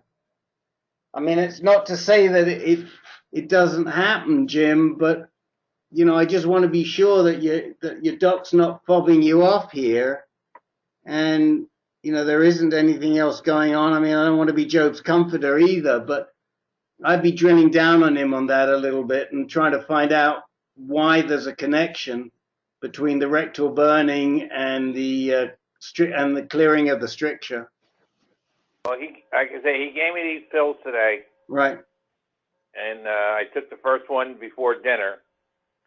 So I'm supposed to take them for 3 or 4 days. So I'm going to give it see what happens over the next couple days. And if I don't get any relief, I'm going to be knocking on his door again. Good. What are the pills, by the way? Oh, hold on. Let me go get the pills. Hang on. I just got to walk across the room. Okay. Jim, I mean, I know you have, sadly, plenty of experience with these types of issues. You and Jim Harrington are our two go-to guys on these types of issues.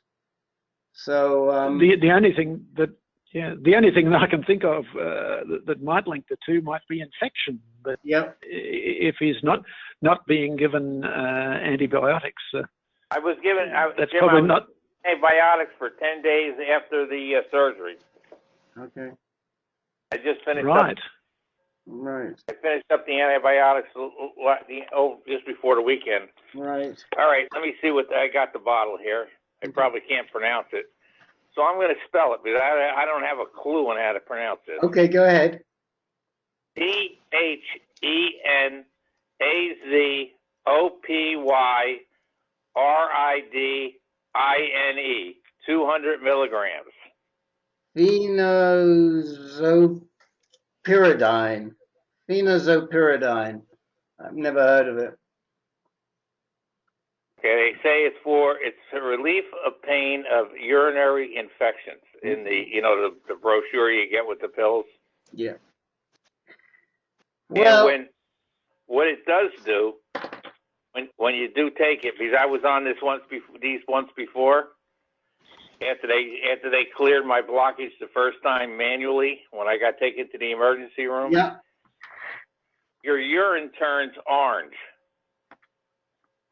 Yeah. Yeah. Good. That's the one of the drugs they give you after you have a biopsy. Because I had that pyridium, as they called it here. I think that's the generic term, and it does turn your urine orange, and I think it relaxes the urethra. Okay. So let's hope it helps. You think that the commercial name is Pyridium? Yeah. Okay. It's been a while since I had a biopsy, but that's the name that sticks in my head. Because somebody asked about that earlier today, or mentioned it earlier. Okay. Rick, I did a quick lookup. It says it's prescribed for local analgesic effects on the urinary tract. Well, there you go. Well, but my concern is that this isn't the urinary tract; it's the rectal tract, and that's what's confusing to us. I mean, you've got some burning in the urethra, but it's not that that's bothering you. It's the rectal burning that's bothering you. Well, they both bother me, but the anal tract is more annoying. Because it's hard to get comfortable when you sit down. Right. Well, I go back to this guy and say, what's this phenozopyridine or what did you call it, pyridium or whatever? Pyridium. What's that going to do for me for the rectal burning, Doc? I mean, it sounds like he's not hearing you. It sounds like what he's hearing is urinary burning, but he's not hearing rectal burning. Oh, he's heard rectal burning. I was loud and clear to him. Okay. I saw him face to face last Tuesday. Okay. Go over what he, surgically what he did. Okay. Because I wanted to make sure I got all my records. Because like I say, I'm going back to Florida, and I'm pretty sure I'm going to stay there permanently. Okay. All right. Well, Jim, we can't throw much light on this from the little that we know, but please keep us posted. Speak up, and keep me posted, and continue to advocate for yourself. I would look up this drug online and see what it says about rectal burning, and if it doesn't say anything about rectal burning, I'd be on his case and say I need something. Let him give you some sort of a whatchamacallit, just stick up your butt. That'll give you there's plenty of analgesic suppositories that you could use. And maybe an analgesic suppository might not be a bad idea. I know I have it on my calendar. I just haven't got around to it with everything going on. But I was going to call Professor Bill because he's had this operation twice. Good. Okay, that's a good idea. And he will, as you know, he and I had talked quite extensively about this. Yeah.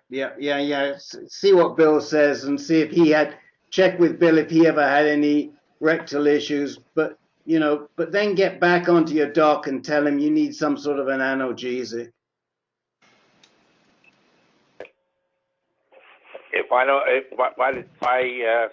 By Wednesday, if I don't have some substantial relief, he's going to hear from me again. Good. Okay. Well, when you do speak to him, just talk to him about an analgesic suppository. Okay. I'll keep that in mind. Okay. We'll move on. Christine and then Jay Curran. Christine, really quickly, tell us how your dad did when since he's come off the Xtandi. Okay, so he was on Xtandi for about a month and a half, and then he started having, after it built up in his system on the full dose, which is 4 pills per day, he started having severe pain in his left shoulder joint to the point where it was so unbearable he couldn't take it, like he couldn't even drive. Right. So then he was getting ready to go on a vacation, so he was like, I'm just going to stop taking this. So he stopped taking it, and about 3 days in, he felt a lot better, and after a week or two in, there was no pain. by the time he got back from his trip was about 4 weeks. He had no pain. No pain medicine, no pain. Okay. And they were ready to send him for pain management and get him on some serious pain medicine. Right. So we went back to the doctor. The doctor said, well, if you want to try Xtandi again on a lower dose, we could go to 3 pills a day. So he started on 3 pills a day, which is now building up back in his system and starting the pain again in the left shoulder joint. So it looks like we're probably going to have to look at some other option. Not sure what's going to go on with that, but it did not affect the coming off it for a month. Did not really affect the PSA. He started the Xtandi in March when his PSA was 9.4. The next month it went down to 5.1. The next month it went down to 4.3. The next month it went down to 4.1. And then after he stopped it for a month, well, that one after the month he stopped it, it was at 4.6. So it went up 0.5. Then he was back on it for a month at the lower dose, and it went to 5.8. So basically, between the time that he came off it and going back on the lower dose, he's gone from around 4.3 back up to 5.8, right? Yeah. So here's a question that I think I would be asking the doc is, what about abiraterone? What about getting off of the Xtandi altogether and seeing if you do better on abiraterone? He's concerned about how the prednisone will affect him. Well, is that an issue? Guys, who's done Zytiga on this call? Anybody?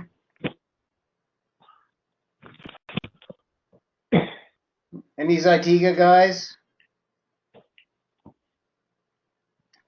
Is that the doctor or your father that's concerned about the prednisone? It's my father that's concerned. How it's going to affect him. I think he's worried about the side effects, like not sleeping or something, or. Well, look, I would say a couple of things, and Jim, I'll let you chip in afterwards. One is that there are some doctors that don't even give it with prednisone, because prednisone, it's not exactly clear to me, and I haven't done the research, but I've been told that prednisone wasn't actually part of the original trial.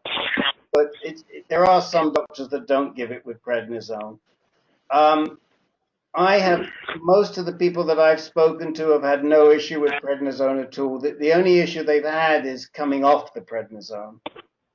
So once you get onto the prednisone, you have to respect it, and you have to come off very slowly. And there are a couple of men that I know of who have not even been able to wean off of it, but they haven't had issues that I'm aware of attributable to the prednisone whilst they've been on it. The dose of prednisone is pretty low, but I'm just reporting what they have done. If it were me personally, I don't think I would be too concerned about the prednisone. Jim, what your thoughts? Yeah, I had 14 months of very heavy prednisone for a different medical condition years ago, and so long as you take the precaution of coming off it very slowly, it seems at least tolerable, I think, which is all we can say about treatments in our area. In Australia, the government is, we have a free list for most of our medicines, and the government has just added dexamethasone, which is a different kind of steroid for use with abiraterone. And at least one of our members swapped from one to the other and reported he fared better, but that's just a single report. But if your father's not in favour of cortisone, then dexamethasone may be an alternative. You can talk to the doctor about it. But I would encourage you to get your dad to talk to the doctor about it, because you often find that men's concerns about a treatment can be cleared up by a doctor telling him where it is. Yeah, exactly. Thank you so much. Yeah, and Christine, again, maybe it's time to waltz in with David to see Terry Friedlander again. Right, that is going to be on our radar. I mean, I think that if he's having these issues with Xtandi, and it's pretty strange. I mean, I haven't heard any issues of Xtandi causing referred pain like that, and I don't know why it would. But somebody like Friedlander is going to understand why that might happen, and he's also going to be knowledgeable as to whether something similar would be caused by abiraterone, but they work in very different ways. So, they don't work similarly.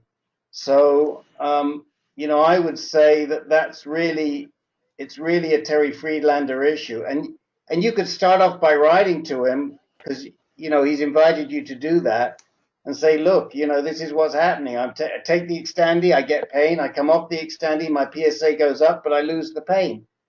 How about abiraterone?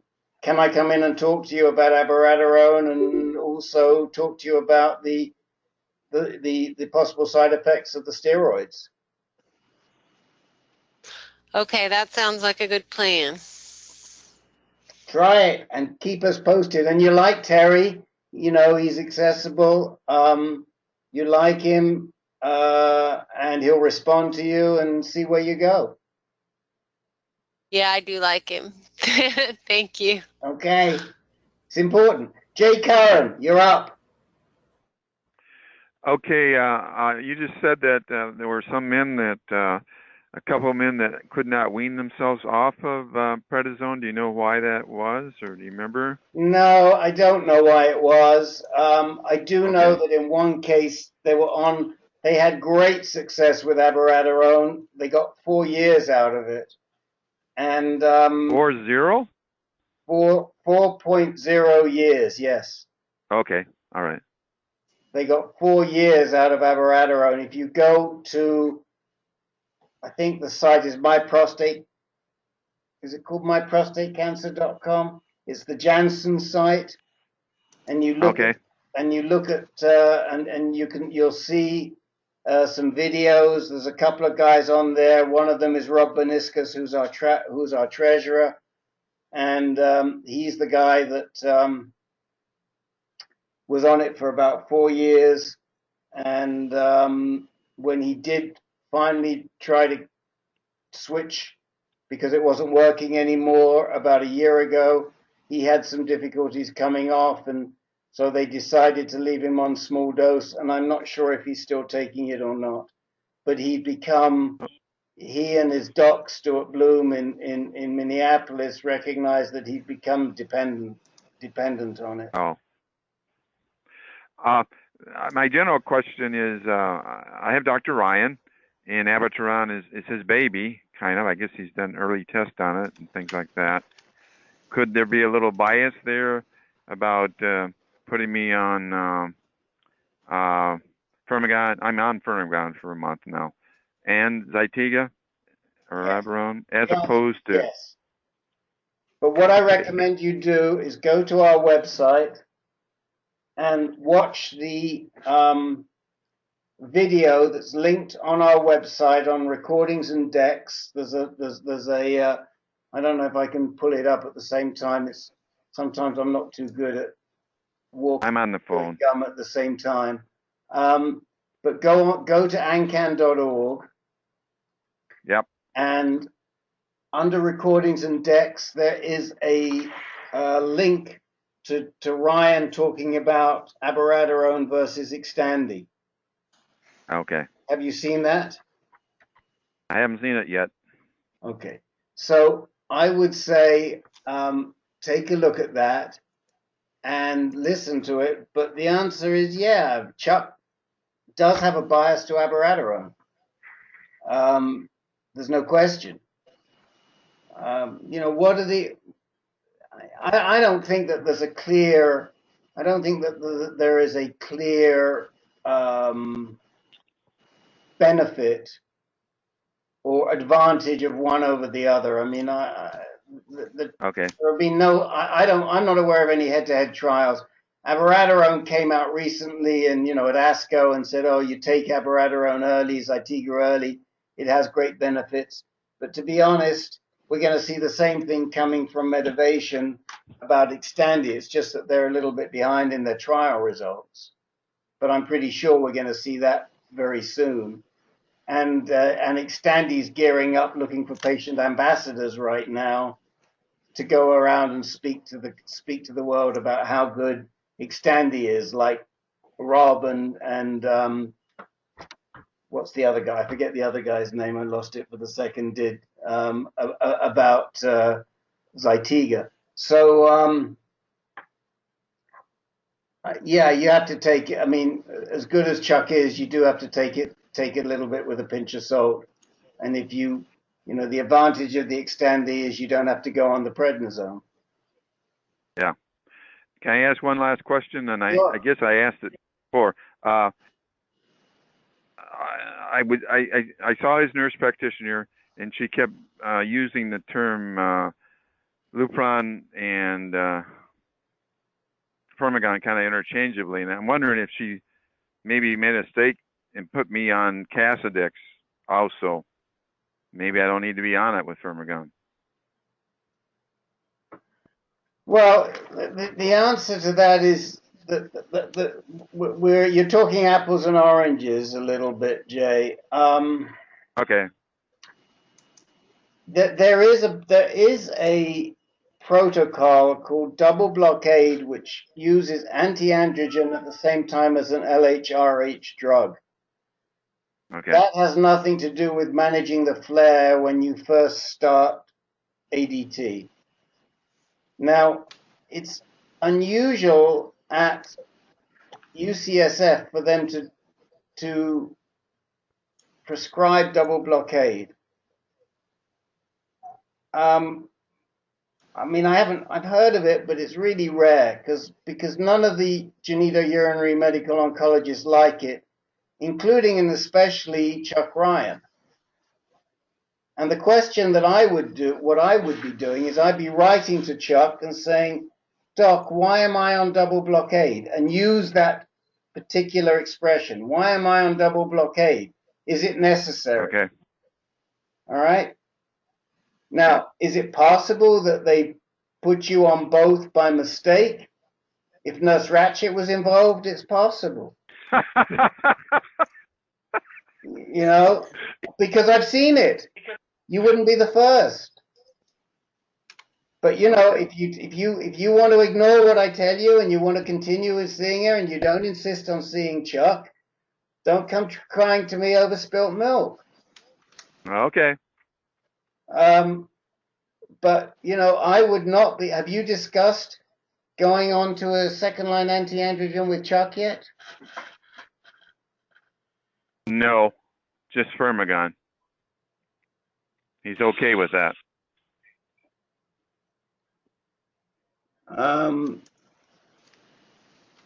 Well,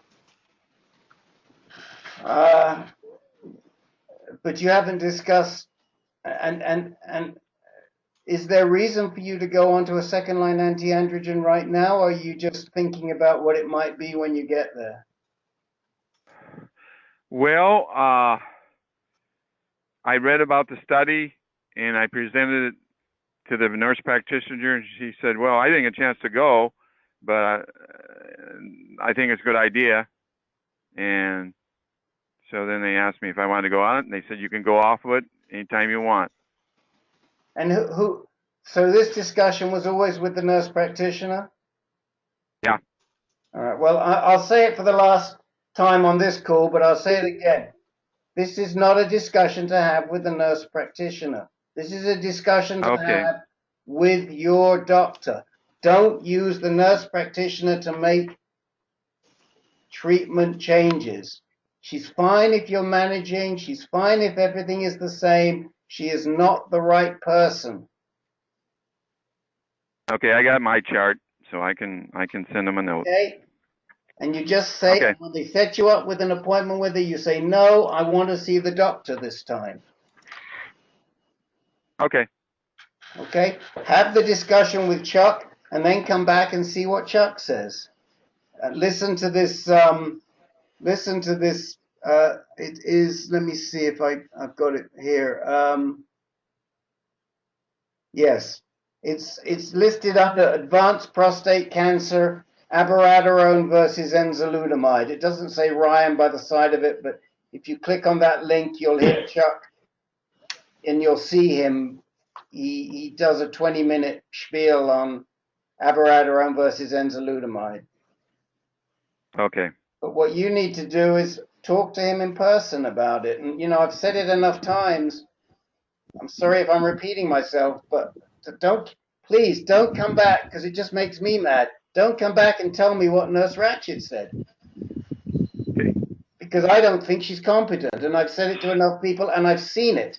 And I've seen how she's treated other people, and it's just, you know, avoid her. Okay. Okay? All right. And I'm being recorded, and I don't care because I can go back and I can point to instances. Stick with her for routine. Don't be talking to her if you're going to be changing your treatments. Okay. All right, guys. We're 10 minutes over, and Bob J got me riled up. So that's it. Rick, can I make one more point? Yes, you can. Sure. Yeah, the phenazopyridine or pyridium, it's a pain reliever that we talked about earlier. It's a pain reliever. It's not a antibiotic. Right. And as you said, it has nothing to do with the rectum. It's a urinary. Right. When I had it, I took it one time. It was after a cystoscopy, not a biopsy. Right. So I stand corrected on that. That's what, and Len mentioned that. And Len, thank you for posting the that link there. Len posted a link in the chat window. Christine, I'm sure you saw it, that dexamethasone may be a better partner for Zytiga than prednisone. Right. Yeah, that was a 2015 publication from the oncologist. It's a well-respected journal. Okay. Dexamethasone, my understanding is that dexamethasone is a little stronger than the prednisone. I know that the dexamethasone is usually given right around the time that you get chemo, like the day before, the day of, and a couple of days after, whilst the prednisone is given all the time you're on chemo, at least in the protocols that I've seen used in Northern California. So, all right, guys. Let me think. Tomorrow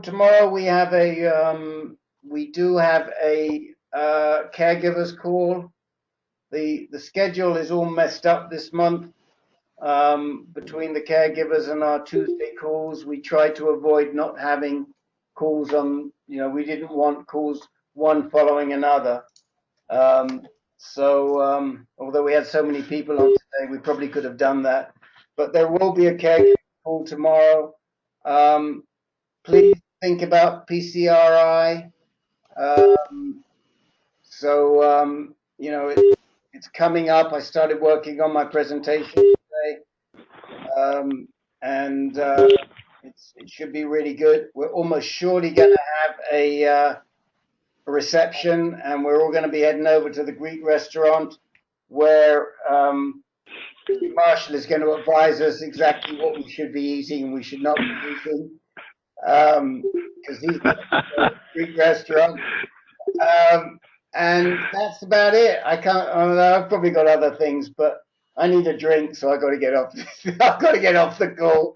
So, what was the name of that? Yeah. Rick, what was the name of that doctor again that's going to be on Jim's call? Moyad. Mark Moyad. Mark Moya. Okay. Moyad. Okay. I'm gonna try to call John tonight. Okay. All right. Good night, everybody. Good night. Good night. Good night. Good night. Good Thanks, afternoon, Rick. everyone. Good night. Good night. Good day.